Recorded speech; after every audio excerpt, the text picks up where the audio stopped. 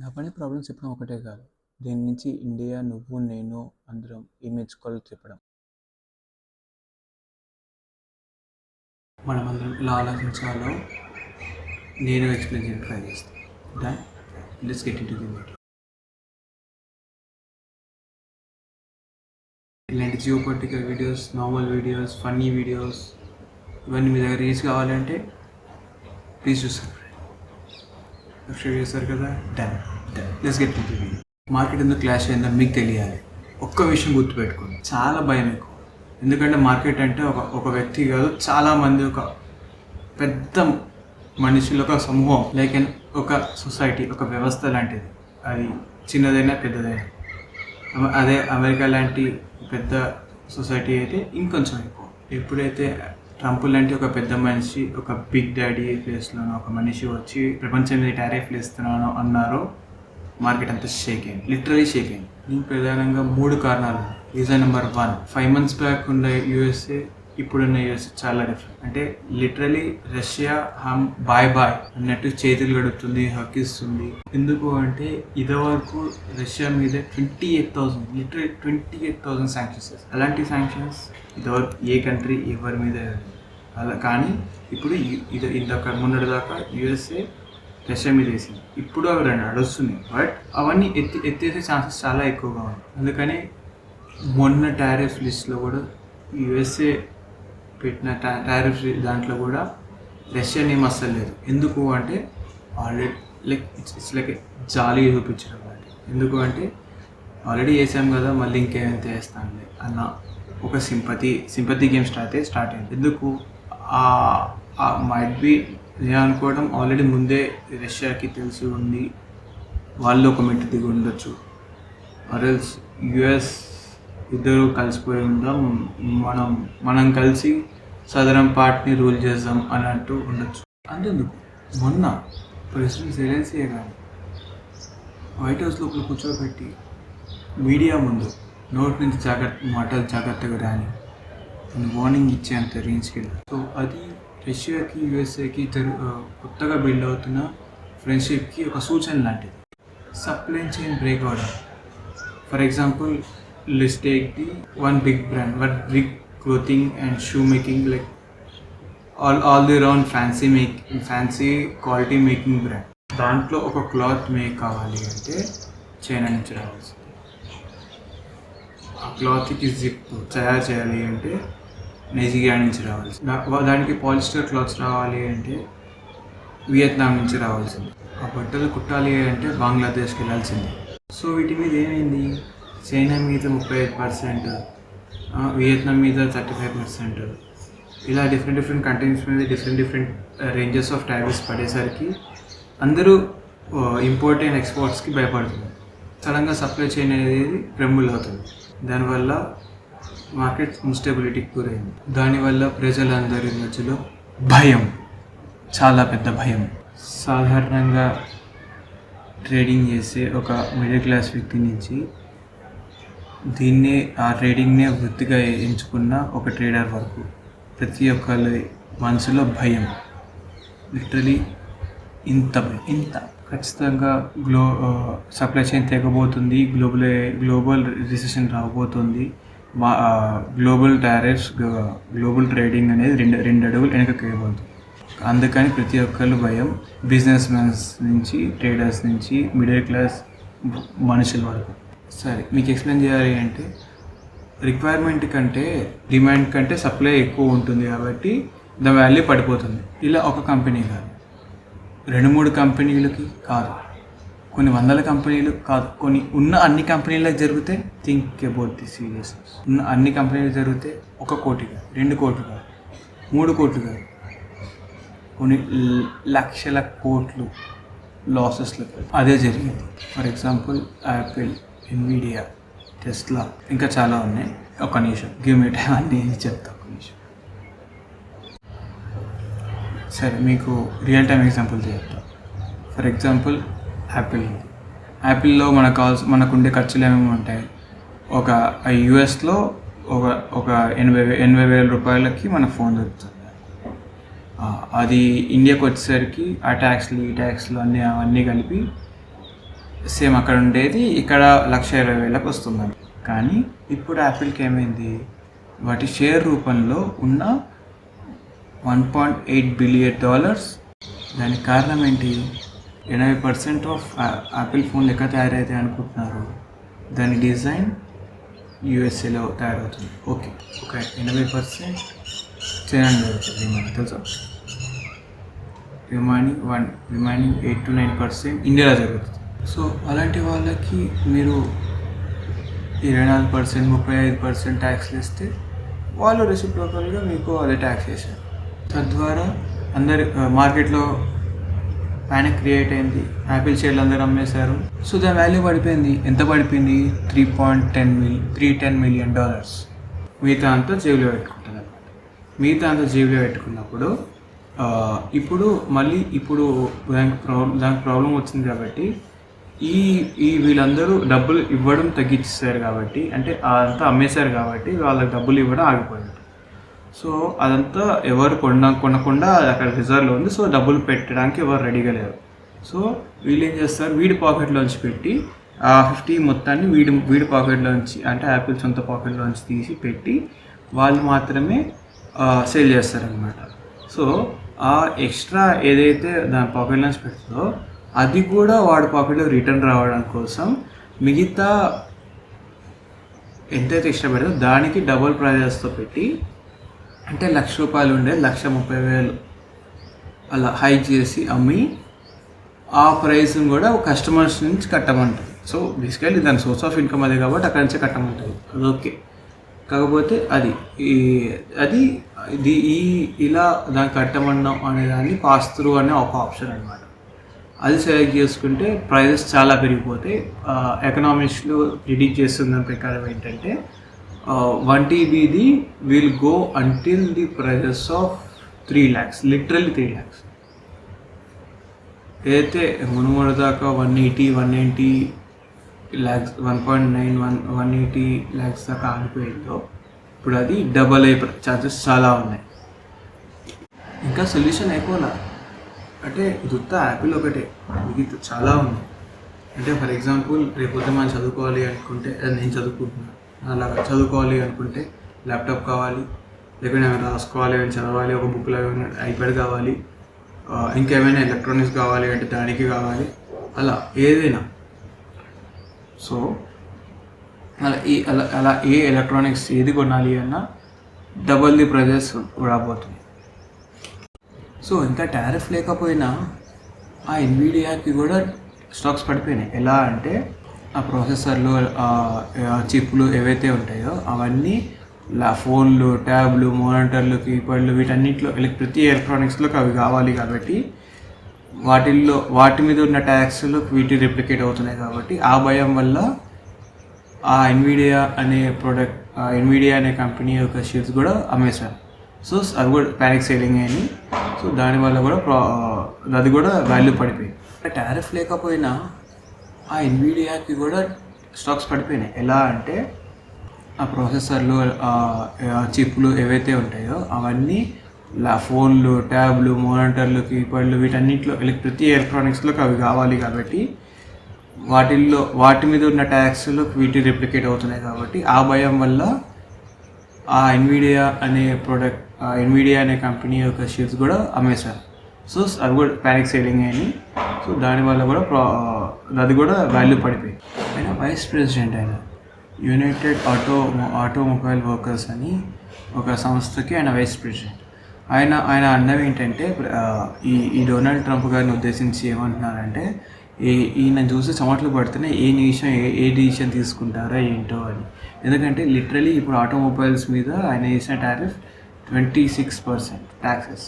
అంటే లోపల దిండ్లు ఉంటాయి, దుప్పట్లు ఉంటాయి, ఫ్యూయల్ ఉంటుంది, ఎయిర్ ఉంటుంది, నైట్రోజన్ ఫ్యూయల్స్ ఉంటాయి, ట్యాక్సెస్ ఉంటాయి, మనం ఇందాక అనుకున్నట్టు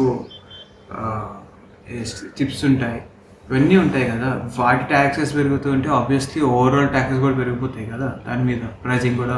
ఇలాంటి అన్సర్టనిటీ వల్ల ప్రతి ఒక్కరు భయపడుతున్నారు. ఇన్ఫ్యాక్ట్ ఈ ట్రంప్ గారు తీసుకునే డిసిషన్స్లో నాకు చాలా వాటికి నేను చాలా సపోర్ట్ చేస్తుంటాను. లైక్ మొన్న ఎలాన్ మస్క్ కొడుకు ఇన్సిడెంట్ వల్ల ఆయన తీసుకున్న ఒక డిసిషన్, ట్రాన్స్జెండర్ డిసిషన్ ఏదైతే ఉందో అది, ఇంకా ఇలాంటివన్నీ చాలా చాలా చాలా చాలా మంచి మంచి డిసిషన్స్ తీసుకున్నారు. కానీ ఈ ట్యాక్సెస్ అయితే ఆ డిష్లోకి రాదు. నాకు నచ్చే వాటి డిష్లో అయితే ఈ ట్యాక్సెస్ అయితే రావు. కానీ ఆయన సైడ్ నుంచి వాదించే వాళ్ళు ఏమంటున్నారంటే 3 పాయింట్లు ముందు పెడుతున్నారు. ఆయన చెప్పే కరెక్టే ఇది అని 3 పాయింట్లు ముందు పెడుతున్నారు. 1, మార్కెట్లో అన్సర్టనిటీ వల్ల మార్కెట్లో డబ్బులు ఉండవు కదా, అందరూ వచ్చి అప్పుడు ట్రెజరీ నుంచి డబ్బులు తీసుకుంటారు కదా, అప్పుడు ట్రెజరీలో ఉన్న డబ్బులు మొత్తానికి ఇంట్రెస్ట్ వస్తుంది కదా, సో దానివల్ల ట్రెజరీ ఇంకా గవర్నమెంట్ అనేది ఇంట్రెస్ట్ గెయిన్ చేసుకోవచ్చు కదా అని అని అని అన్నట్టు ఇది ఒక మంచి స్టెప్పే అన్నట్టు సపోర్ట్ చేస్తున్నారు. బట్ ఇది రాంగ్. ఇది చాలా లాజిక్లెస్గా, చాలా ప్రిమిటివ్గా, ఇది చాలా లాజిక్లెస్గా, ఇల్లాజికల్గా, వేస్ట్గా ఉంది లిటరల్లీ. కానీ అది మిగతా వాళ్ళు ఏమంటున్నారు, ఒకసారి మార్కెట్ అంతా క్రాష్ అయిపోయిన వెంటనే ఇమ్మీడియట్గా లేచే ఛాన్సెస్ చాలా ఉంటాయి. నిజంగానే ఉంటాయి అనుకోండి, ఆఫ్కోర్స్. కాకపోతే దానివల్ల వాళ్ళు ఏమంటున్నారు, అలా రేజ్ అయినప్పుడు సెల్ఫ్ డిపెండెంట్, సెల్ఫ్ మేకింగ్ ఎక్కువ అవుతుంది కాబట్టి మన ఇండస్ట్రీస్, మన వాళ్ళు మాత్రం స్ట్రాంగ్ అవుతారు. సో దానివల్ల మన ఫార్మర్స్, మన ఇండస్ట్రీస్, మన థింగ్స్, మన ప్రొడక్ట్స్ అనేవి స్ట్రాంగ్ అయ్యి మన కంట్రీ అనేది యూనివర్సల్ అవుతుంది. కాకపోతే ఈ పాయింట్ వల్ల నా ఉద్దేశం ఏంటంటే, మనం గ్లోబల్ విలేజ్లో ఉన్నప్పుడు ఒకళ్ళు సప్లై చైన్స్ అనేవి ఖచ్చితంగా ఉంటాయి. సో మీ వాళ్ళు ఎదగాలి అంటే ప్రతి కంట్రీ యొక్క సపోర్ట్ ఖచ్చితంగా మీ దాంట్లో ఉండాలి. అంటే ఎలా అంటే, ఒకటి చైనాలో మనుషులు ఎక్కువ, చీప్ లేబర్ కాస్ట్ తక్కువ, సో అక్కడి నుంచి లేబర్ని, ఇండియాలో ఐటీ చాలా ఫాస్ట్గా గ్రో అవుతుంది, ఇండియాలో ఐటీ చాలా స్ట్రాంగ్గా ఉంటుంది. సో ఇండియా వాళ్ళకి తెలివి ఎక్కువ, మ్యాథ్స్ బాగా చేయగలరు. సో ఇండియా నుంచి ఐటీ, చైనా నుంచి లేబర్స్ని తీసుకోవడంలో తప్పేముంది? ఈ పాయింట్ ఎందుకు ట్రంప్ గారికి అర్థం కావట్లేదు? స్టాక్ అంతా ఒక 8 మంది చేతుల్లో మాత్రమే ఉంది అంట. ఆ 8 మంది చేతుల్లో నుంచి స్టాక్ అన్నిటినీ మార్కెట్లోకి తీసుకొచ్చి మళ్ళీ ఆ స్టాక్ మొత్తాన్ని సెగ్రిగేట్ చేయడం అనేది ట్రంప్ గారి ప్లాన్ అంట. కానీ ఈ విషయం ఆ 8 మందికి తెలియదు అంటారా? ఆ క్యాపిటలిస్టులకు తెలియదు అంటారా? సో అది వాళ్ళకి ముందే తెలుసు, అది ఆల్రెడీ వాళ్ళకి ముందే తెలిసిపోయి వాళ్ళు ఇంకా జాగ్రత్తగా అయి ఉండతే ఇంకా మోర్ డేంజర్ కదా. ఇది యుఎస్ఏ, ఇండియా, చైనా మధ్యలోనే కాదు, రష్యా దాకా వెళ్ళింది.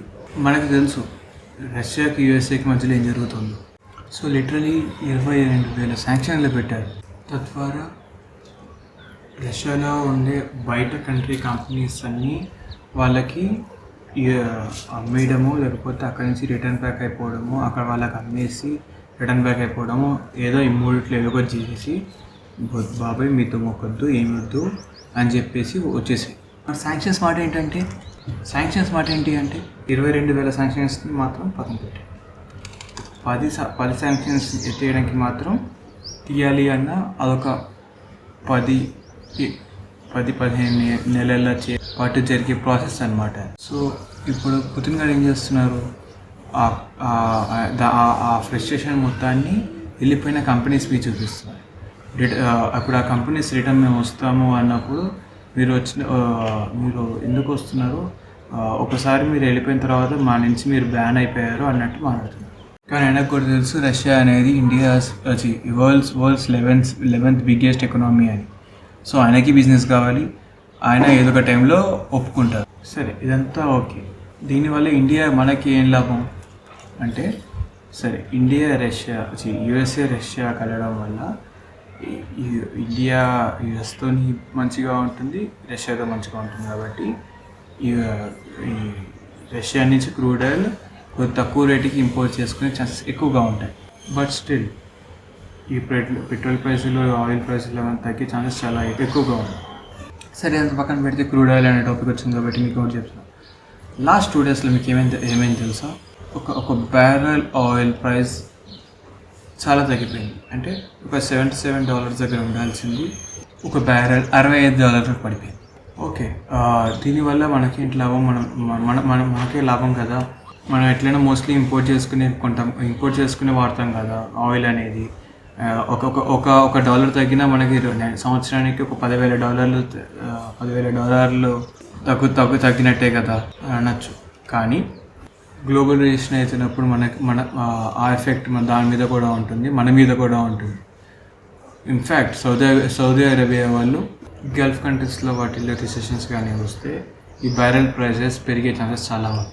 సో దానివల్ల మన ఇండియాకి వచ్చే రెమిటెన్స్ ఏదైతే ఉందో కొన్ని కోట్ల రూపాయలు తగ్గిపోయే ఛాన్సెస్ ఉన్నాయి. ఇన్ఫ్యాక్ట్ అది మన జీడిపి మీద కూడా ఎఫెక్ట్ అయ్యే ఛాన్సెస్ ఉన్నాయి. ఇన్ఫ్యాక్ట్ $80 బిలియన్ ఎఫెక్ట్ అయ్యే ఛాన్సెస్ ఉన్నాయి మనకి జీడిపి మీద. వీటన్నిటి రూట్ కాజ్ కూడా టారిఫ్. ఇందాక మనం వీడియోలో మాట్లాడుకున్నట్టు ఐఫోన్ కావచ్చు, ల్యాప్టాప్లు కావచ్చు, టీవీలు కావచ్చు, ఏవైనా కావచ్చు, అన్నిటి రేట్లు పెరిగి తగ్గి భయపడడానికి ప్రతి ఆయిల్, ప్రతి బ్యారెల్, ప్రతి ఐటమ్, ప్రతి బైక్ అన్నీ రేట్లు పెరిగి తగ్గి స్టాక్ ప్రైస్ అంతా పడిపోవడానికి కారణం ఆ శాంక్షన్స్. ఇన్ఫ్యాక్ట్ జాబ్స్ కూడా పడిపోతాయి. సో జాబ్స్ ఎందుకు పడిపోతాయి అంటే బిజినెస్ రన్ చేయబోలే డబ్బులు, లేకపోతే వాళ్ళు మాత్రం ప్లస్ కట్ చేస్తారు డబ్బులు. ప్రస్తుతానికి ఈ టారిఫ్ల వల్ల రిలీఫ్లో ఉన్న ఇండస్ట్రీ ఏది ఉంది అంటే ఫార్మాసిటికల్లో కూడా ఇప్పుడు కొంచెం చాలా రిలీఫ్గా ఉండొచ్చు. కానీ కొన్ని రోజుల తర్వాత దాని మీద కూడా టారిఫ్లు వేసే ఆలోచన ఉన్నట్టు తెలిసింది బాగా. సో ఆయన అనే మాటల్లో కూడా చాలా క్లియర్గా మెన్షన్ చేసి మాట్లాడుతున్నారు. కొన్ని రోజుల్లో దాని సంగతి కూడా చూస్తామన్నట్టు. కాబట్టి చూడండి, మీరు కొన్ని రోజుల తర్వాత నుంచి రియల్ ఎస్టేట్ నుంచి, ఫార్మాసిటికల్ నుంచి, ఫార్మర్స్ నుంచి, ఆయిల్ నుంచి, ఐటీస్ నుంచి, టెక్నాలజీ నుంచి ప్రతి ఇండస్ట్రీ కుదేలేకపోతుంది. సో దీనికి నా రిజల్యూషన్ ఏంటి అంటే ప్రతి కంట్రీ అది ఇండివిజువల్గా కాకుండా గ్లోబల్ విలేజ్గా ఎదగాలి అని ఆలోచిస్తే తప్ప ఈ క్వశ్చన్కి రిజాల్వ్ అవ్వదు. ఎందుకంటే ఒక కంట్రీ మాత్రమే మిగతా కంట్రీస్ యొక్క అన్ని జీడిపిస్ని అన్ని ఎకనామిక్ కండిషన్స్ని మానిటర్ చేయాలి అనుకుంటుంటే it's not correct. So it's actually failure. దీనికంతా సొల్యూషన్ ఒకటే మనకు కనిపిస్తుంది, బ్రిక్స్ ఒకటి మాత్రమే. యుఎస్ఏ కళ్ళలో కళ్ళు పెట్టి నాకు ఎటువంటి సంబంధం లేదు, కావాలంటే సై అంటే సై అంటున్నాయి, డాలర్ అజమాయిషి మాకొద్దు అన్నట్టు అంటున్నాయి. దాంట్లో చైనా మాట్లాడినా, రష్యా మాట్లాడినా, ఏది మాట్లాడినా, కానీ ఇండియా మాత్రం దొంగ. ఎందుకంటే ఒక సెకండ్ బెంచ్లో కూర్చొని అందరితో సాంఘికంగా ఉండడానికి ట్రై చేస్తుంటుంది. కానీ ఇప్పుడు it's high time to take some stand. చూద్దాం. ఆ రోజు మనం చాలా అస్సలు భయపడకూడదు. మొన్న మహాసాగర్లో మనం వెళ్ళి ఇనాగ్రేట్ చేసి వచ్చింది మన ప్రైమ్ మినిస్టర్ మోడీ గారు వెళ్ళి ఇనాగ్రేట్ చేసి వచ్చింది ఎంత గట్టి స్టాండో అలాంటి గట్టి స్టాండ్ మనం కూడా తీసుకోవాలి. అలా గట్టిగా మాట్లాడాలి. మొరీషియస్కి వెళ్ళాము, గట్టిగా చెయ్యి ఇచ్చాము, వేరే దేశాలని గ్లోబల్ సౌత్ మొత్తాన్ని ఒకటి అవ్వమని చెప్పాము, కలిసి ట్రేడ్ చేద్దామని చెప్పాము. It's good standard. యుఎన్ఏలో మన గొంతు గట్టిగా వినిపించాలి అని, మన గొంతు చాలా గట్టిగా వినిపించాలి అని, ప్రపంచం మొత్తానికి మనం ఒక సారథిగా ఉంటాము అని చెప్పి మన గొంతుగా చాలా గట్టిగా వినిపిస్తున్నాము అని చెప్పి మాటిచ్చి వచ్చాము. టఫ్ సిచ్యువేషన్స్ వచ్చినప్పుడు టఫ్గా డిసిషన్స్ తీసుకోవాలి. ఇది హై టైం అన్నప్పుడు దాని గురించి మనం ఖచ్చితంగా ఆలోచించి ఖచ్చితంగా డిసిషన్స్ తీసుకోవాలి. ఓ కంట్రీ ట్రేడ్ షెడ్ చేస్తే మిగతా అన్ని కళ్ళు మూసుకొని భయపడుతూ కూర్చోవాలి. మిగతా కంట్రీస్ అన్ని స్ట్రాంగ్గా లీడ్ తీసుకొని దాని సత్తా చాటుకుంటేనే ఇప్పుడు ఇలాంటి ట్రేడ్ వార్లో కానీ ఇలాంటి వాటిల్లో కానీ మనం నిలవగలం. కానీ చైనా అంటే నాకు చాలా అసలు నచ్చదు. కానీ ఇప్పుడు మనం మాట్లాడింది చూడండి, ట్రేడ్ వార్కి కాదు, ఏ వార్కైనా నేను చాలా సిద్ధం అని అనడం అనేది ఇట్స్ యాక్చువల్లీ బోల్డ్ డిసిషన్. చాలా గట్టిగా సమాధానం చెప్పింది. అలా మనం కూడా ఉండాలి. సో దీన్ని మీకు సో ఇలాంటి సిచ్యువేషన్స్ వచ్చినప్పుడు యుఎస్ మొన్న తీసుకున్న ఇమిగ్రెంట్ సిచ్యువేషన్స్లో తీసుకున్న పాయింట్ అయితే చాలా మంచి స్టాండ్. కాకపోతే వేరే దేశ భద్రత వాటి గురించి వాళ్ళ నుంచి తీసుకోవడం అనేది చాలా మంచి పని. కాకపోతే ఈ టారిఫ్స్ వీటి మీద అది ఒకసారి ఆలోచించాలి. ఎందుకంటే నా ప్రకారం ఇప్పుడు నేను అనుకుంటుంది ఏంటంటే అది అంత మంచి డిసిషన్ కాదేమో అన్న సిచ్యువేషన్ అయితే కనిపిస్తుంది. ఇది ఆగితే చాలా బెటర్. కాకపోతే partially we have to see మనం కొంచెం పార్షియల్గా కొద్దిగా అయితే కష్టాలు చూస్తాము. డబ్బులు కొంచెం జాగ్రత్త ఖర్చు పెట్టండి. ఎక్కువ అనవసరమైన ఖర్చులు కాకుండా చూసి ఖర్చు పెట్టుకోండి. ఈ టాపిక్ అంతా మీకు నచ్చింది అంటే సబ్స్క్రైబ్ చేసుకోండి, కింద లైక్, షేర్, కమెంట్. మీకు ఏది అనిపిస్తే అది కింద కమెంట్లో మాట్లాడండి. ఈ టాపిక్ ఇలాంటిది బాగాలేదు, కొంచెం నీట్గా ఏమైనా స్టోరీ టెల్లింగ్ లాగా చెప్పండి. ఆర్ఎల్స్ కొత్త ఫార్మాట్ నేను ఫస్ట్ టైం ట్రై చేస్తున్నా. And first of all camera ముందుకు రావడం చాలా నచ్చాయి. కాకపోతే కెమెరా వెనకాల ఉంటాను.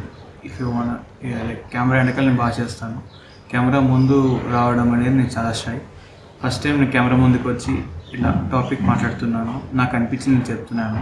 ఎలా చేస్తాను నాకు తెలియదు. మీరు ప్రతి దాని గురించి మీకు ఏమనిపించినా కింద కమెంట్లో మాట్లాడండి.